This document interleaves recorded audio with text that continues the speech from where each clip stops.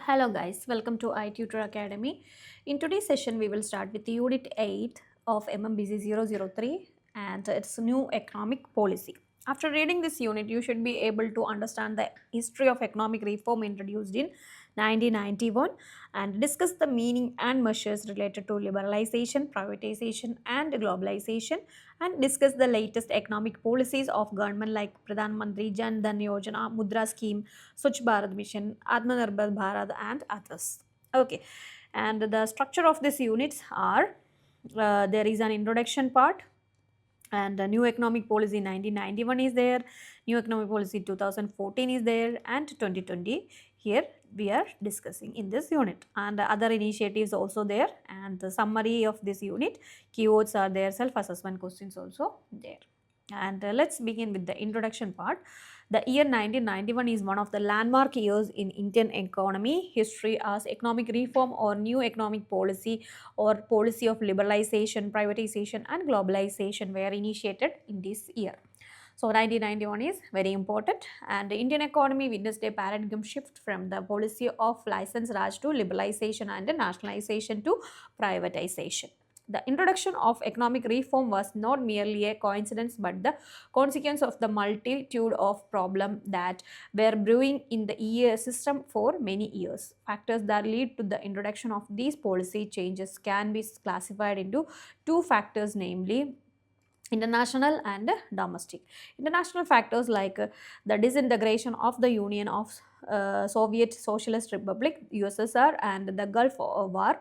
These factors led to a decline in Indian export on one hand and a rise in crude oil price along with a fall in international remittance on the other. This was translated into the balance of payment, that is BOP crisis, fall in foreign exchange earning and widening of the trade deficit. Domestic factors like a burgeoning fiscal deficit and inflation further fueled the problem. To overcome this crisis, the India approached the International Monetary Fund, that is IMF, for grant and assistance. And the combination of liberalization, privatization, and globalization ushered a new era in the economic history of India. GDP numbers increased, industrial activity gained momentum, service sector bloomed, and the presence of India on the global platform was being recognized.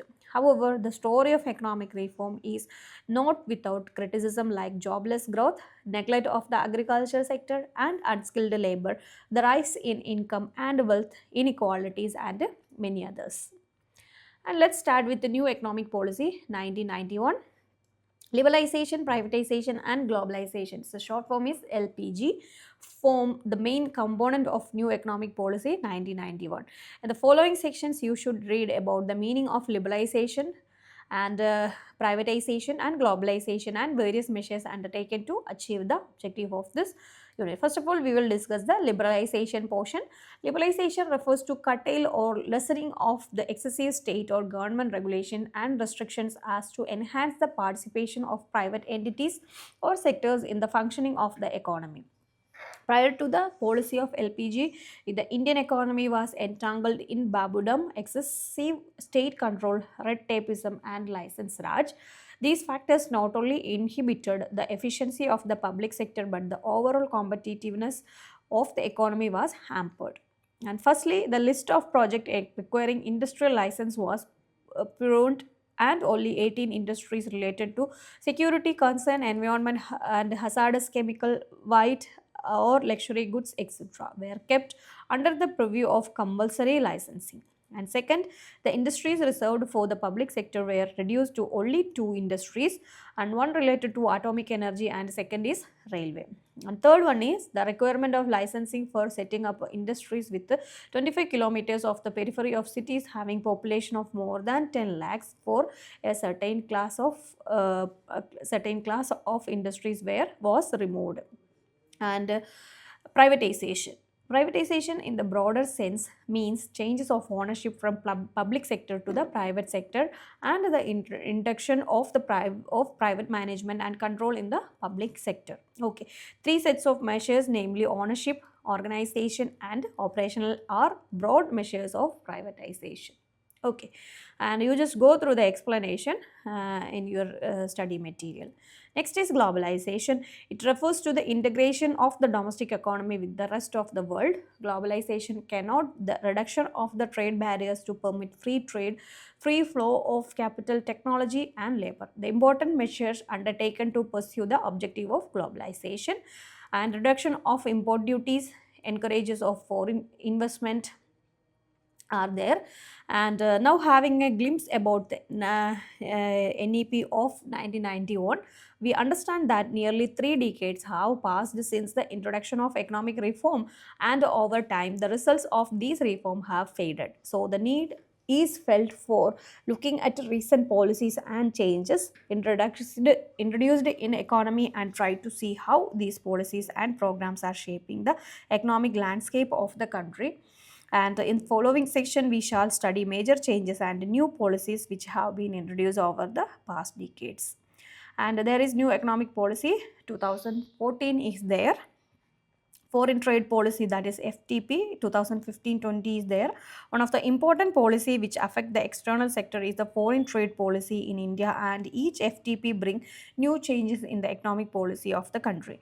FTP is formulated every 5 years, and currently foreign trade policy for the year 2015-20 is in force. The major features and highlights of the FTP 2015-20 are follow: export from Indian scheme, that is merchandise export from Indian scheme, that is MEIS. Under this scheme, the scripts which will be issued will have no conditionality attached to them. The notified goods which are exposed to notified markets would be rewarded to realize free on board, that is FOB value of export. And next is service exports from Indian scheme, that is SCIS. Service export from the Indian scheme have placed the old served from Indian scheme. This scheme aims at promoting export of service from India to make services more competitive in the global market and to provide incentives to export. And under this scheme, incentives ranging from 3% to 5% are provided to the exports of service who are providing service from India to the various organizations situated outside India. The rate of incentive under SCIS is computed on the net foreign exchange earned business services, communication services, construction and related engineering services, education services, environmental health related services, recreational services are covered under a 5% rate. And the reward earned in the scheme in form of duty credit script are freely transferable and can be used for all type of goods and services tax debits on procurement of service of goods. Okay, you just go through your material, explanation of one by one is here. Okay, and if you have any doubt you can contact our contact number, or you can comment it on our comment box also. Goods and Service Tax GST is there. One of the major initiative or reforms in the Indian tax sector was the introduction of GST. GST Act was passed in 2017 by the Parliament and came into effect from 1st July 2017. It is a comprehensive multi-stage destination-based tax that is levied on every value addition. Okay, that is about GST. And Pradhan Mantri Jan Dhan Yojana is there. To widen the scope of financial inclusion in the country is the ultimate goal of inclusive growth. To bring the backward and marginalized citizen of the country under the umbrella of institutional source of finance is the goal of financial inclusion program. Okay, you just understand this because maybe the short notes or something can ask from this area. Okay, and Mudra scheme for MSMEs are there to revitalize and meet the credit need of non-corporate, non-farm, micro, small enterprises. That is Prime Minister Mudra Yojana (PMY) was launched in 2015. These micro enterprises plays an important role in labor surplus country like India. Okay, Mudra loans it will help the small scale startups to credit their funds from the loan. Okay, and next one is Swachh Bharat Mission (SBM). On 2nd October 2014, Prime Minister Narendra Modi launched a multi-pronged program to augment the sanitation drive in the country, namely Swachh Bharat Mission or Clean India. and Making India scheme with the idea and desire of transforming India into global design and manufacturing hub and to boost domestic manufacturing. PM in September 2014 launched and much hyped initiative of Make in India. And major initiatives under Making in India are there. You just go through that. And Stand Up India is there to promote entrepreneur skill among women and to bring the marginalized section of the society, that is scheduled caste, SC and ST, scheduled tribe individual into the net of financial inclusion. A scheme called Stand Up India for financing ST and or women entrepreneurs was launched in 2016. And Ujjwala Yojana, PM Ujjwala Yojana is there to provide clean and efficient liquefied petrol gases LPG to rural India. PM Modi launched PM Ujjwala Yojana in 2016. Skill India or Pradhan Mantri Kaushal Vikas Yojana PMKVY is the flagship scheme of the Ministry of Skill Development and Entrepreneurship.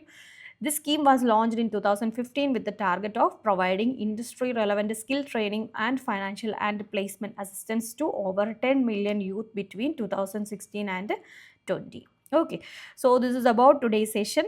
Next one is New Economic Policy 2021. We will discuss on next video onwards. And if you like our lecture series, then do like, share and subscribe our channel for more support, and we will also support you for your MBA series. And if you have any doubt, you can contact our contact number or you can comment it on our comment box also. Thank you so much. i-tutor ES presents Ignou MBA, complete syllabus coverage classes and individual semester base, subject coverage program for MBA students online and flexible sessions. For more details, contact 62382 17885.